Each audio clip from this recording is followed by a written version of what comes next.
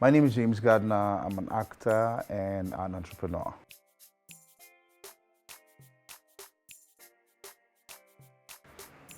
Um, First of all, I don't know whether that's the official name for it, but I think people have just come to accept that that's what it's called. So if you're talking about the industry, I would say that we would probably need more access, access to funds so that we can have a certain level or certain standard of productions moving forward.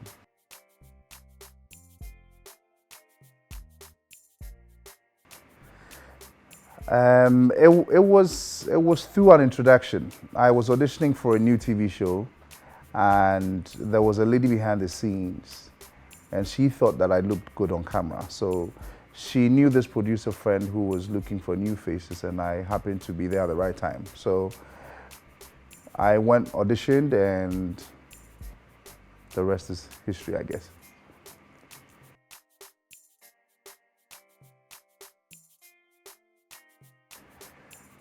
It's funny because even though I may say I didn't really go through maybe the struggles, for the want of a better word, to get to where I am, you still have to put in a lot of work. You don't just get to whichever level just by sleeping or just by doing easy work. The number of hours you would have to put in, the years, it's crazy. So you always have to make sure that you're researching. You don't want to take on a character and not really know a lot about the character. You have to live it so that you can express yourself or interpret the character well. So it's been tough, but it's been enjoyable because everything that has come my way up to this point tells a story. So I'm just happy to be here, basically.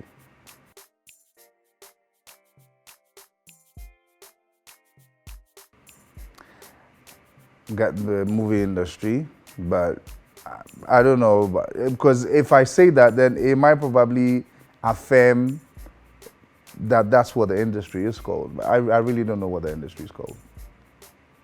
We will just accept it to be the Ghana movie industry, I guess.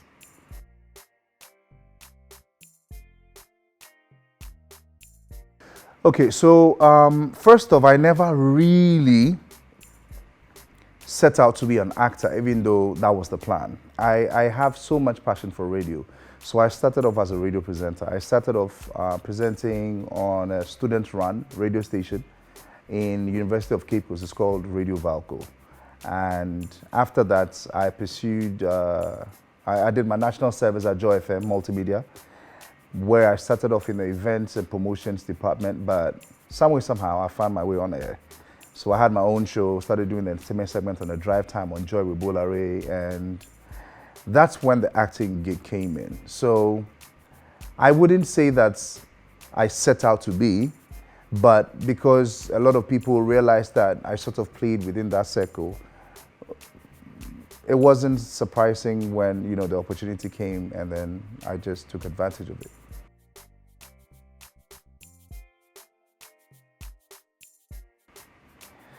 So it'll be very hard to tell.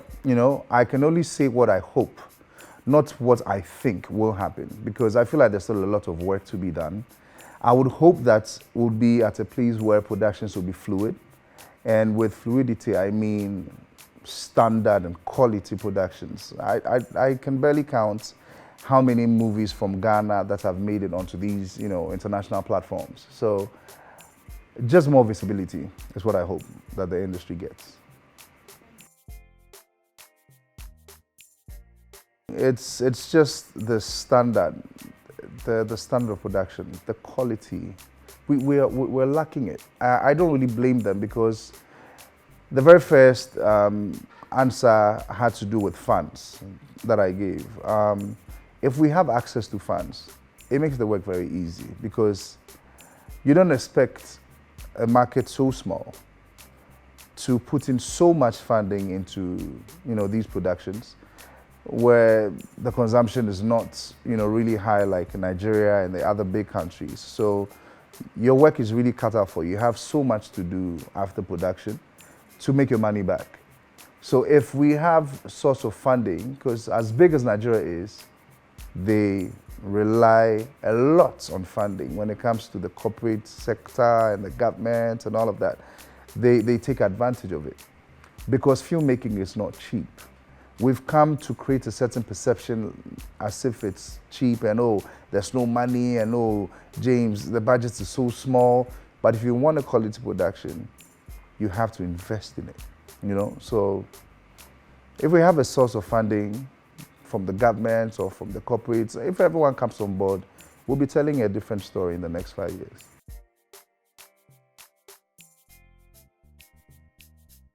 I don't think I can pinpoint. I can mention some, but to say one will be quite tough. Will be quite tough because, you know, it's almost as if I'm being asked to pick who my favorite child is. Do you get it? It will be very difficult.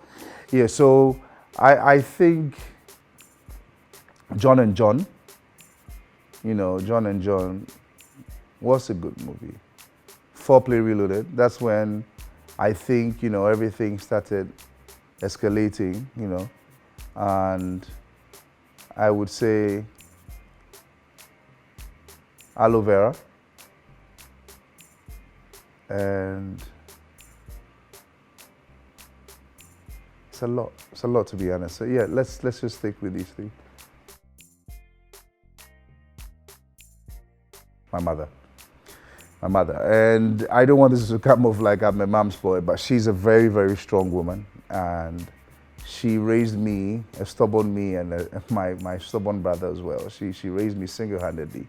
My dad passed away when I was just about 30 days old. So she's done all the work. You know, she put in all the hard work. So she's made me understand that there's no limitation. You know, you may have shortcomings, but when you persevere and you're really, you know, willed to do something, all you just need to find is strength. The rest will follow.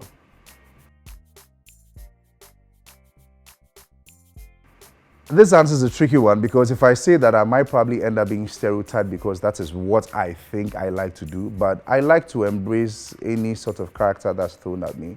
So I won't particularly just pinpoint and say, I like that role or I like this role better.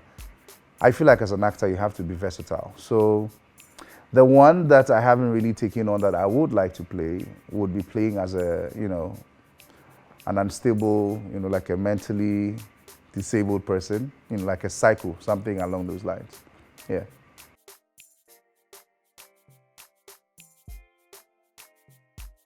Okay.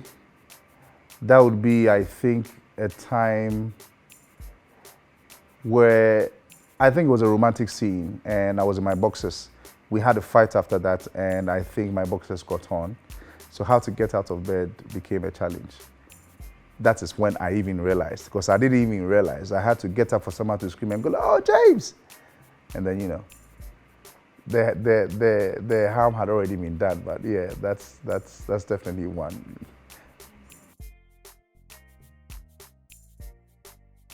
I've worked with literally everyone, I should say. I mean, yeah, so I don't know how, but there are some people that, you know, you really get to pick a lot of things from, and people that your chemistry is like there's a gel. I would say Majid is one of them. Ajit is one of them, you know. So, yeah. I like to work with everybody, man. I don't think I have to sing it out. Everybody, whoever that's ready to work, you know, the script is right, the director is spot on, man, let's do it. Let's do this. At the moment, I'm doing something for Mnet, DSTV. It's a DSTV channel, but with 100% Ghana content. It's called Aquaba Magic. It's a series that shows every day. It's called Didi. And I play one of the sons of John and Rama Robertson. So it's quite interesting. The drama always, you know, tends to go a different direction, not whatever you're expecting. Yeah.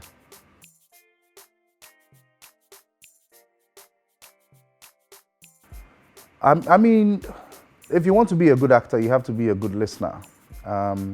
when you're in the moment, you don't get to see what you look like. The director is always the one behind the scenes, looking at the monitor. So you have to listen to what they say. If you have any ideas, you bounce it off each other, but it shouldn't come off as challenging. You have to, it's more or less like your clay. You'll be molded. If you allow yourself to be molded, you'll be molded right, So if you harden up, then you can't be molded. So I've learned a lot, and I'm still learning. So first of all, I ask who's directing it. It's a very important question. Not to say that maybe we shouldn't give young people or new directors a chance, but it's like that everywhere. When you go to different fields, you don't just get up to become the general manager of a company or a board of director. You have to work your way through, And after doing the work for some time, you realize that you have to be very particular about who you work with. The people have to know what they are about, because they would expect that you equally know what you're about. You understand? So it might sound a bit unfair, but the same way it sounds realistic that you can't just get up and become a general manager just because you can do the work. That's not how it works. Experience also matters when it comes to certain things. You understand? So I would say that by any means necessary, an experienced director goes a very long way when it comes to me picking stories. And also the story has to be very relatable. It has to be real, because you're trying to tell a story. It's different when maybe it's just comedy and it's just like a hee-hee-ha kind of script, but I like to pick deep stories and challenging ones. I feel like the ones that are very easy to go by is boring. So, yeah.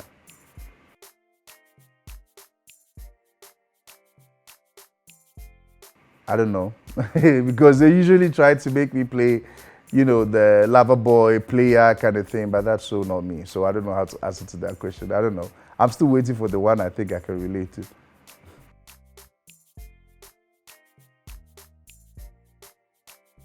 Okay, so I said earlier I would like to play something like a psycho, or someone who's crazy, a mad person, something like that, like a mentally unstable person. And if that do happens, I've done so much research, I don't think it'll be the best to just spill the beans on camera. So that's something I'm arming myself with till the time comes.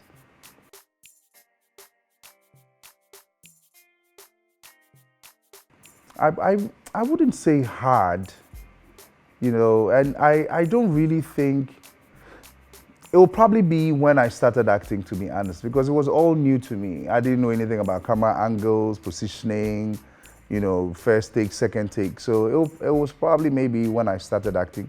But when I really got a good grip on it, once you do your research and you really, really, enter the script and understand your characterization, it shouldn't be hard, Challenging in a way, but to say hard, that's maybe quite a strong word. So that should be John and John, I think. Yeah, because it was like such a long list of actors. So we were all camped in a hotel. All of us, we were there. So there was never a dull moment. Like I was there, John was there, Calibos was there, Priscilla was there. Like you name it, everybody, Nanama McBrown, Rosalind Gisa. So it's like we were having a party while I was working. If you're not filming, you're partying. If you're not partying, you're filming. So that, I would say, was one of the fun moments, yeah.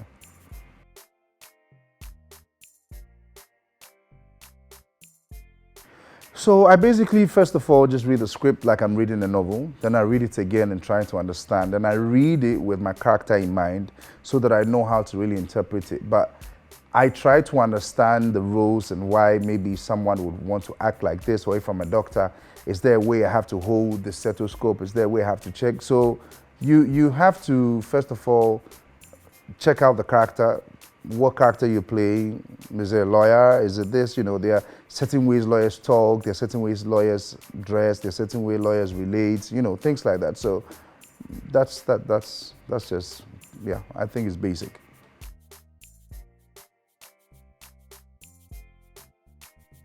A special guest, Denzel, because I'm a huge fan, like die-hard fan. So Denzel Washington, yeah. I'm a diehard fan, so yeah, I won't even think twice about it. Yeah.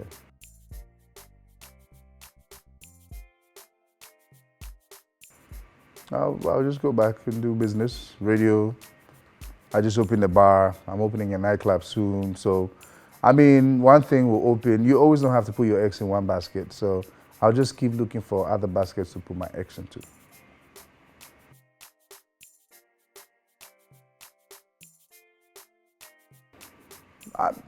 I can't pinpoint them. It's just that every director comes with the way they work. So I can't say I learned this from that director, I learned that, because it's basically the same thing, you know. It's just that every script comes with different characterization. So you just have to be a good listener. You just have to know how to satisfy the camera. I mean, it's a very tricky question. I don't know how you mean, but I've learned a lot. You know, I can't really pinpoint, because I think over the years, if I didn't get direction, I wouldn't get the experience that, you know, I've gotten now, to understand camera angles, to understand how to favor camera, how to put yourself in the mood. All of that is what, you know, molds you into becoming a good actor.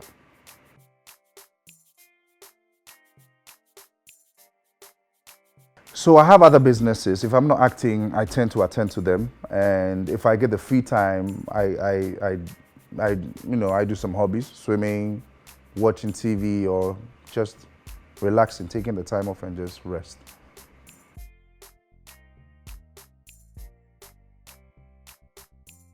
I think they like comedy. I feel like they like comedy more, you know, and they like it when there's like a long list, when all their favorites are, you know, scrammed up into one movie. And yeah, I think so. To be honest, I really don't know. I don't think I'm even fun anymore. I used to be fun, but now I don't even know what I can say. I guess we just have to wait to find out, I guess, because even me, I'm trying to discover that part. So, yeah.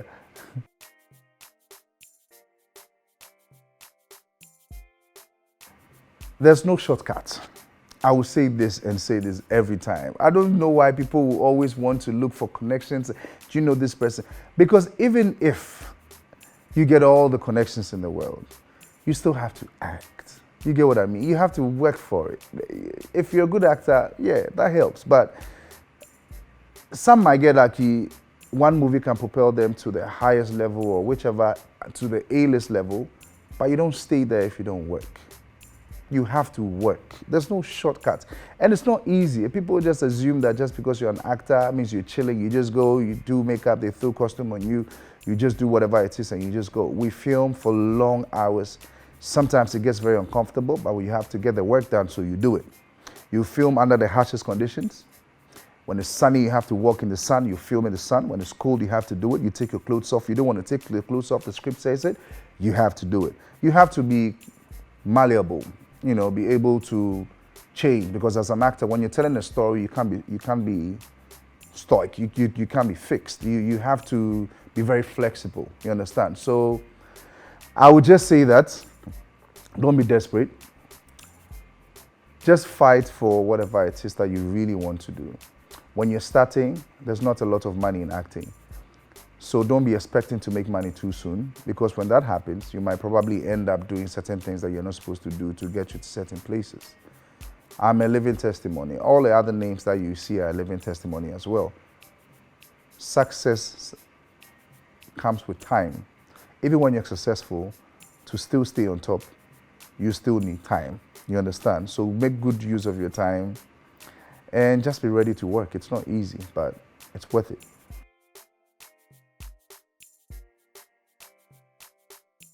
I'm in a relationship, but my relationship doesn't affect my career in any way, because it is work. I won't have any problem if whoever that I'm with is sending emails to whoever. I mean, we're all doing our work. At the end of the day, that's what puts food on my table. So we have a very, very good understanding that work is work, and that's it.